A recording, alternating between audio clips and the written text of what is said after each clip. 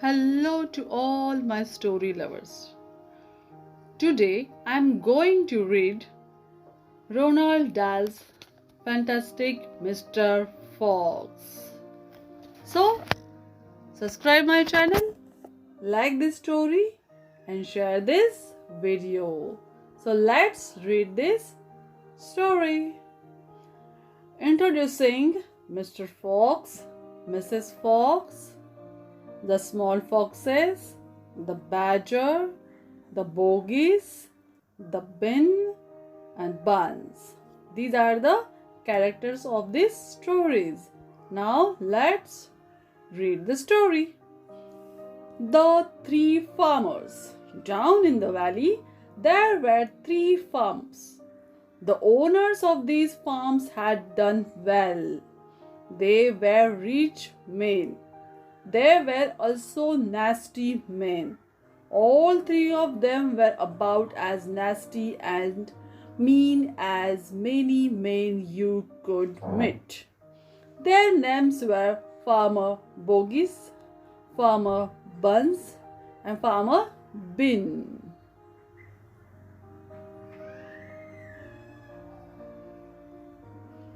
Bogies was a chicken farmer. He kept thousands of chickens. He was enormously fat.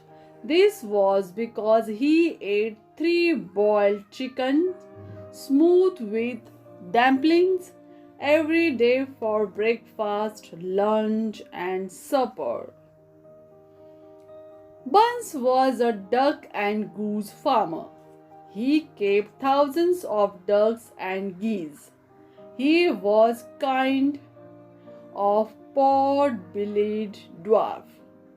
He was so short his chin would have been underwater in the shallow end of any swimming pool in the world.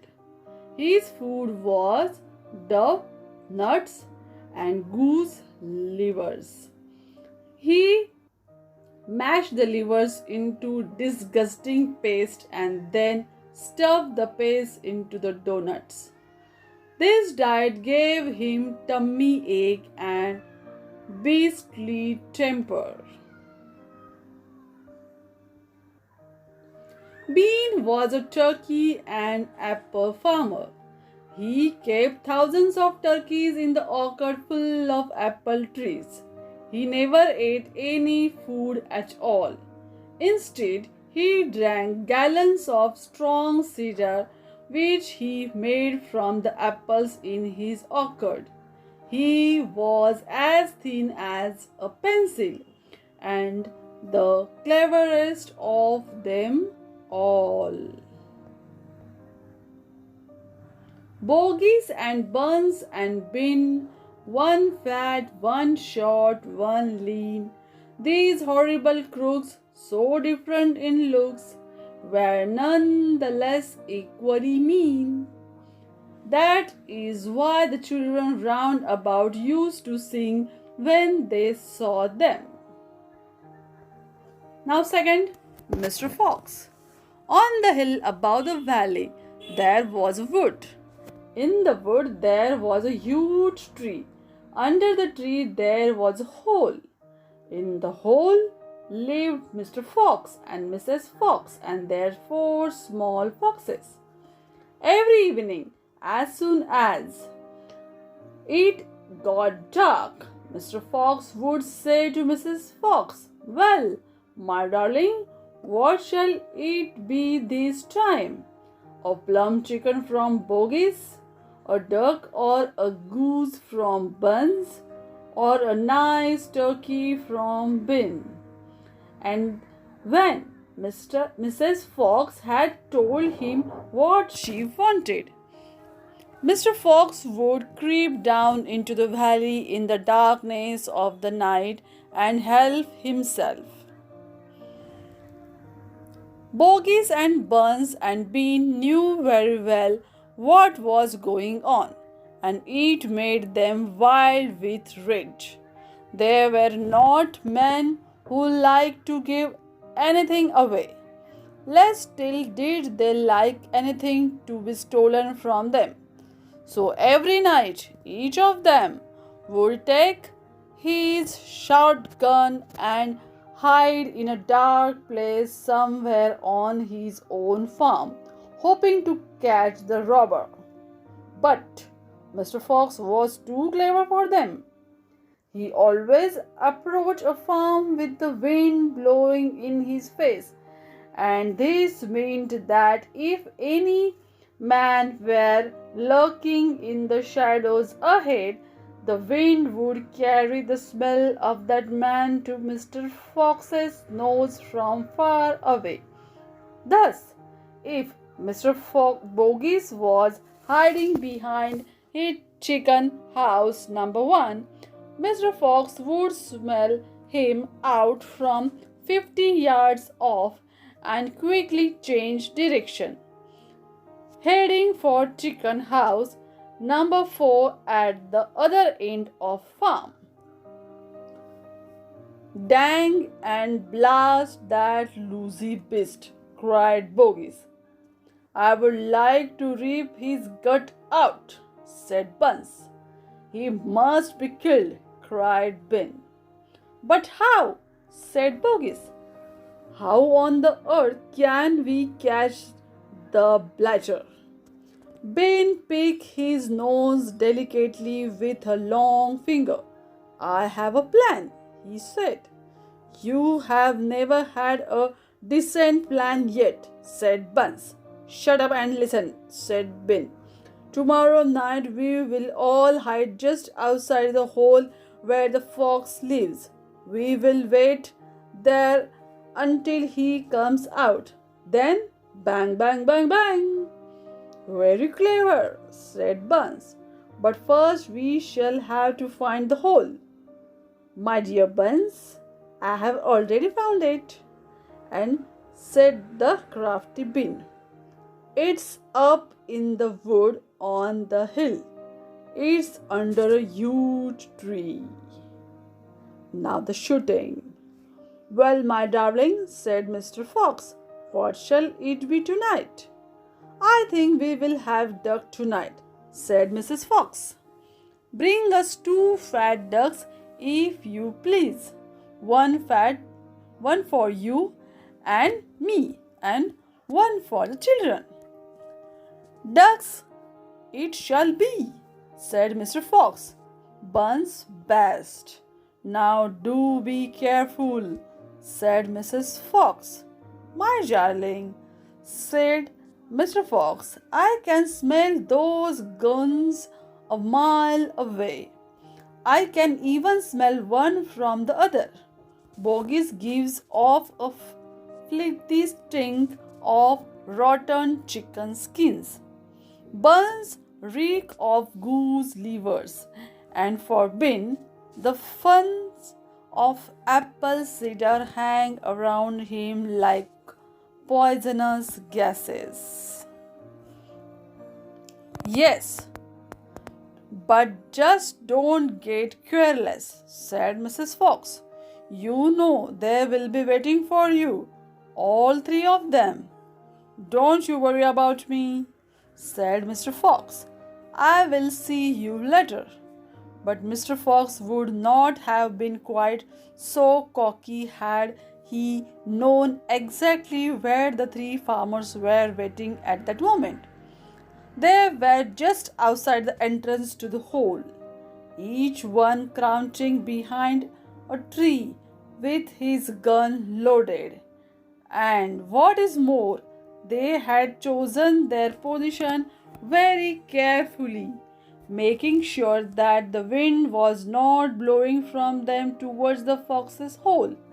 In fact, it was blowing in the opposite direction. There was no chance of them being smelled out. Mr. Fox crept up the dark tunnel to the mouth of his hole.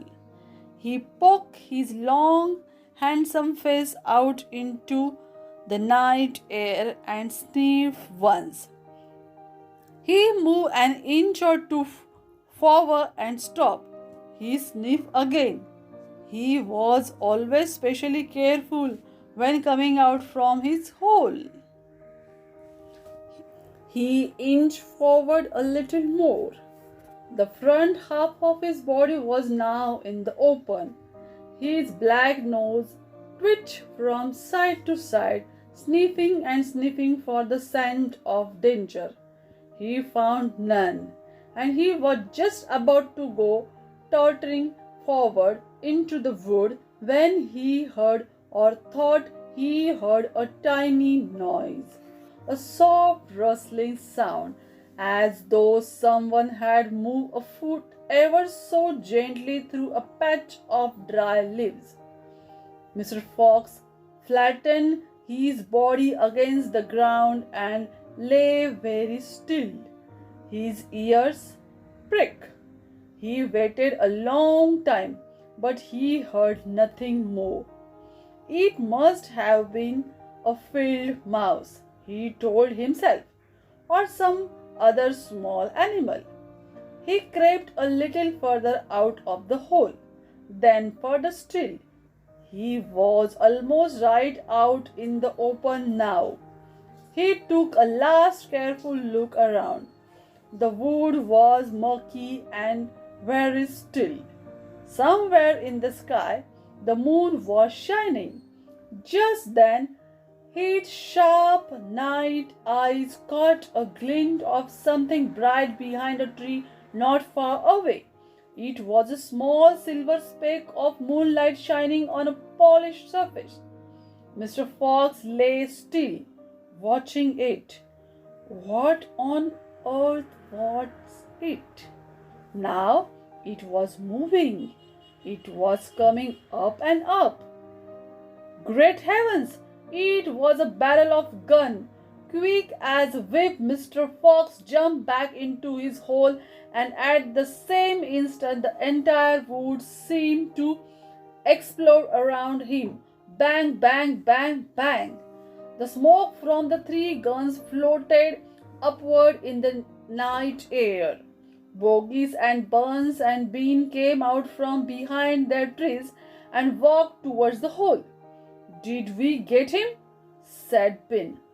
One of them shone a flashlight on the hole, and there on the ground, in the circle of light, half in and half out of the hole, lay the poor tattered, blood-stained remains of a fox's tail. Bean picked it up. "We got the tail, but we missed the fox," he said, tossing the thing away. "Dang and blast," said Bogies. "We shot too late. We should have let fly the moment he poked his head out." "He won't be poking it out again in a hurry," Buns said. Bean pulled a flask from his pocket and took a swig of cider.